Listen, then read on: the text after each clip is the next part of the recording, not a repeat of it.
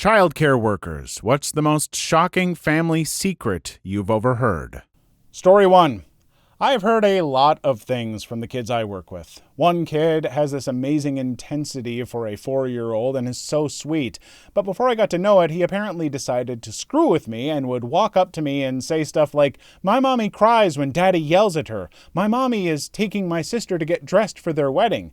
Daddy hits mommy." Turns out his family just has a very dark sense of humor, and he picked it up and knew how to use it, but didn't realize that what he was saying is concerning to people who don't know him and his family. His mom started laughing super hard when I worriedly talked to her about it.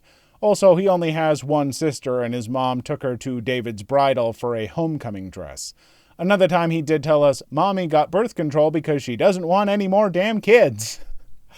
One little girl was crying because her mommy gave her baby brother away. Her brother went to the babysitter. She didn't realize they would be getting him back at the end of the day. A different girl told everyone her mommy had a baby in her tummy, and then was super excited to show everyone her promoted to big sister shirt. She also asked me to show her how to change a diaper, and I asked if she was going to change the coming baby's diaper, and her response was, "No, if it's a boy, I'm a girl."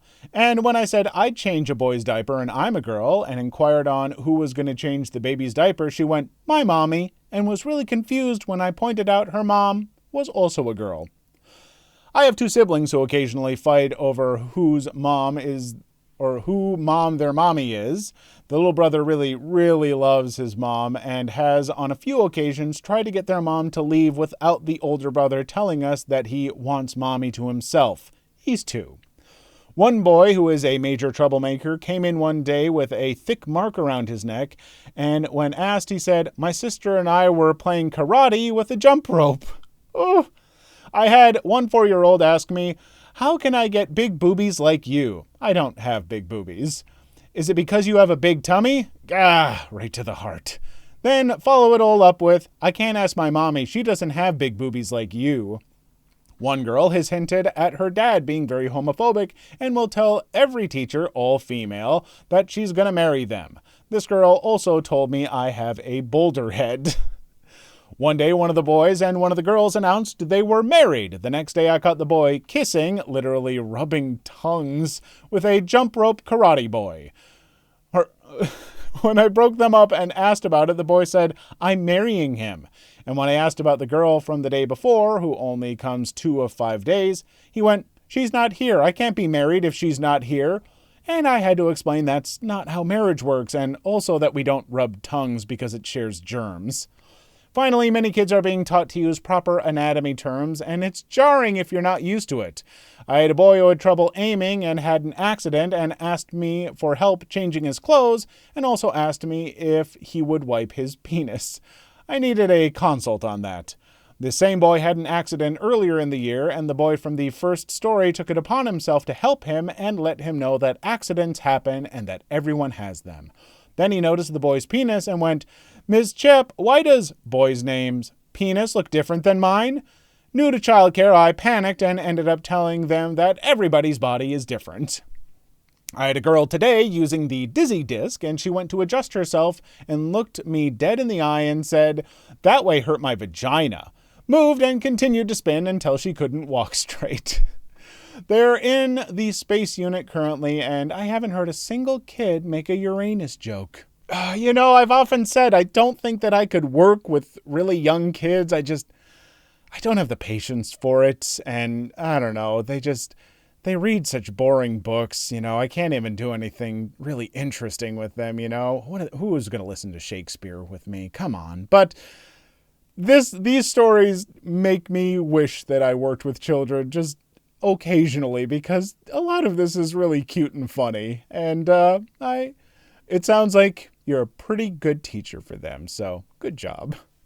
Story 2. Here's one from my childhood. I was diagnosed with high-functioning autism at an early age. This basically means I can split my attention easier than others, have an incredible memory, and I learn things a little differently. I don't remember what grade I was in at the time, but it was meant to be a story time where we would all gather and listen as the teacher read to us.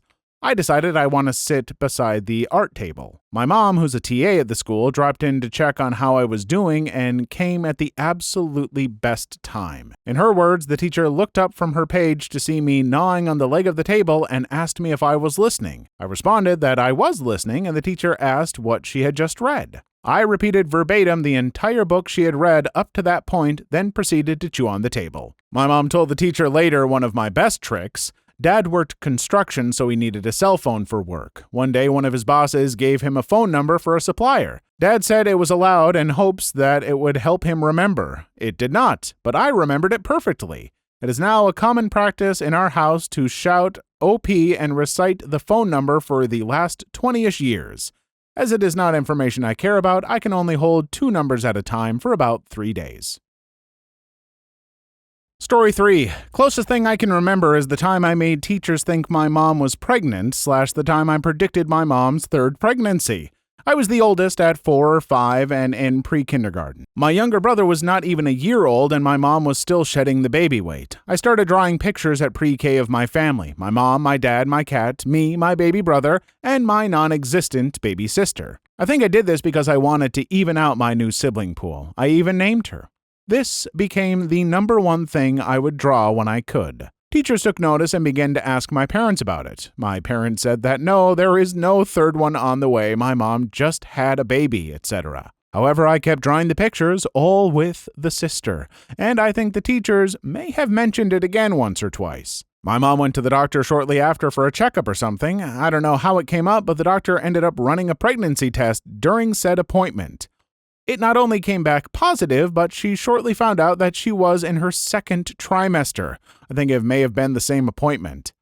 They later found out it was a girl, so I was getting a baby sister. After she was born, I started drawing 2 more kids, a boy and a girl, and a dog in my family pictures.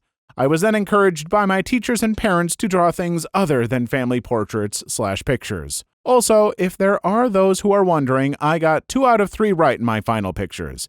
The youngest, my brother, was born 3 years later, and we did get a dog 6 years after that. I bet your mom wishes that you had drawn a couple sacks of money in those pictures as well. I mean, come on, with your amazing ability to manifest things into reality. You're like, oh, mommy's going to have a baby sister. And your mom's like, no baby sister. It's just a little baby weight. And you're just like, baby sister, baby sister, baby sister. Story 4. Mine is 100% harmless, although I definitely blurted out something I witnessed that was supposed to be kept as a little secret to hide a mishap. I basically ratted out my grandmother dropped an egg while cooking. First to my grandpa as he came home, and later to my parents as they picked me up. At this point, I just started making 3-word sentences and was pretty proud of telling people that Grandma broke an egg repeating the same 3-word sentence. It was obviously not a bad thing I observed and blabbered, and everyone thought it was hilarious.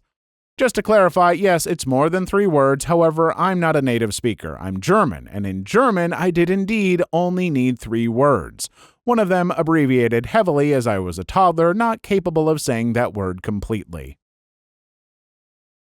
Story 5. I taught kindergarten for 18 years, and 1st grade pre-K, and small group reading for 1st graders in a large urban district for a total of over 27 years. Now that I've been retired for almost 6 years, I wish I had the sense to write down some of these stories. One of my favorites was a cute little girl who came to me one morning telling me that she and her dad had spent the night at the home of one of the little boys in the class.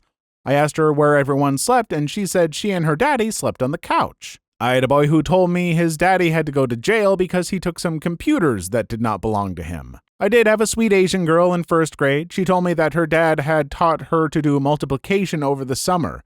He did, so I would give her and one of the other boys special math problems to do, such as calculate the number of tiles on the classroom floor. She always wrote about her younger brother who was handicapped. I think she was very worried about him. The assistant principal used to bring me her copy of the newspaper after she had finished reading it during her lunch break. This was usually during my class center time.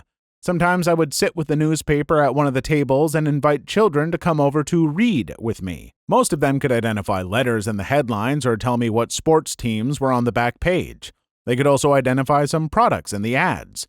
One boy proudly pointed at the can of Budweiser and said that his mommy and daddy liked to drink that all the time. The more interesting times came closer to the end of my career when I taught the children of children I had in my early years. I often wonder what stories they might have told their children about me. Again, a lot of very charming little stories that bring a smile to my face. It sounds like you were a wonderful teacher, and those kids were lucky to have you. The other reason that I had to comment on this is the boy pointing out the can of Budweiser and saying that Mommy and Daddy like to drink that all the time. 100% made me remember one of my absolute favorite bits from Futurama, where they're describing putting ice into the ocean to prevent global warming, and a little girl goes, "Just like Daddy puts in his drink." Then he gets mad. Story 6. Once my younger brother told his kindergarten teacher that our mom was dead because he hadn't seen her in a long time. Well, his teacher obviously believed him and became very sympathetic, so she brought flowers for him to take home and even told a family friend who was picking him up one day that she was sorry for our loss and that losing a parent is a life-changing experience. Obviously, he was confused. Since our mom wasn't actually dead, she was just on a deployment because she's in the military, and my brother and I, who are close in age, would rarely get to see her, which made him believe that she was dead. He didn't get in trouble, and our family still laughs about it now, but we did have to explain to him when he got home that our mom was fine and that her job means she isn't always going to be home for extended periods of time. Story 7. My grandmother loved to tell me this story about when I was 7 or 8, and I vaguely remember it. I grew up in Las Vegas, and my dad and grandparents would say, "I got itchy fingers," as code for when they wanted to go gamble. We often went to the buffet and movies at the Fiesta Henderson Hotel and Casino. It was called the Reserve back then, since it was like 10 minutes from the house. So it happened pretty often. One day we were there, and I had a rash on my hand from something, and they went to gamble. I yelled, "I also have itchy fingers," and ran to sit on one of the stools of a slot machine. Luckily, the security guard saw the whole thing and didn't raise an issue since it was very adorable and funny. I couldn't figure out why the guard was laughing at me for a long time. Story 8. My daughter walked in on me for the first time and witnessed evidence of my period. She was 5. It's amazing she hadn't caught me yet, but this time she did. She was clearly concerned. I tried to gently explain it was normal, but it was very clear she didn't believe me. Later on, we were walking through a parking lot headed to the store with my girlfriend at the time. While talking and catching up, my daughter suddenly decides she can't hold it any longer and shouts in the most echoing area of the parking area, "Mommy has blood in her privates!" You could tell she thought she'd be in trouble, LOL. I looked around for strangers I might have to wave at awkwardly, grinned at my girlfriend, and said, "Yeah, I started my period." And then I let my girlfriend back me up on how normal it is. Then we hugged and she forgot all about it. That was the day my daughter discovered growing up would suck. And that's when we never went back to that place ever again. Oh, man, this kind of stuff makes me realize why some parents lie to their kids, because apparently when you just tell them the truth about stuff, they'll just scream it in public, and maybe sometimes you don't want them to. Not that you should lie to your kids, but I don't know. Maybe just teach them that snitches get stitches. Know what I'm saying? Don't hit your kids. Story 9. My mom did daycare for several years when I was younger. We didn't find out anything super juicy, really. We did hear about several pregnancies before the parents told us. One little boy said, "Mommy kicked me about a little bruise he had." Turns out his mom was play wrestling with his older brother, and the little bro got a little too close and accidentally got kicked. All was well. Also had the reverse happen when an older sibling told the parent that their baby bro had taken his first steps earlier that day. Usually if a kid took their first steps or had some other first under my mom's care, she would wait a few days before letting the parents know in hopes that the kid would do it at home too, so the parents wouldn't think they missed seeing it. Story 10. I got wrongfully taken by Child Protective Services when I was about 7 years old. It was because my mom and my aunt got in a fight, and my aunt was supposed to leave, but she was still at the house alone with me. She was still home because she was just packing her stuff, but I still got taken. They were supposed to take me to my other aunt's house, but they lied and told me that she was out fishing for a few days. The real reason they didn't take me was because they have a pit bull, even though I have a pit bull too. They took me to one of the CPS workers' friend's house after letting me pack some things, which they didn't let me use any of them while I was there. They took them and said, "You won't need these." Then they lost me when they were supposed to get me back to my family. My mom threatened to sue them. She didn't, and still regrets not doing it. Story 11. My nephew goes to school with a fat lip. His teacher is understandably concerned and asks about it. He tells her, "My daddy kicked me in the face." CPS is called. They contact my sister, who has to explain that my nephew was wrestling around and playing with his father, slipped off the couch, and accidentally hit his face on his father's steel-toed work boots. My nephew, horribly upset that he got his dad in trouble for playing with him, corroborated this. All was well after that. Please leave your story in the comments. I would love to make a video on them in the future. Also, don't forget to like and subscribe.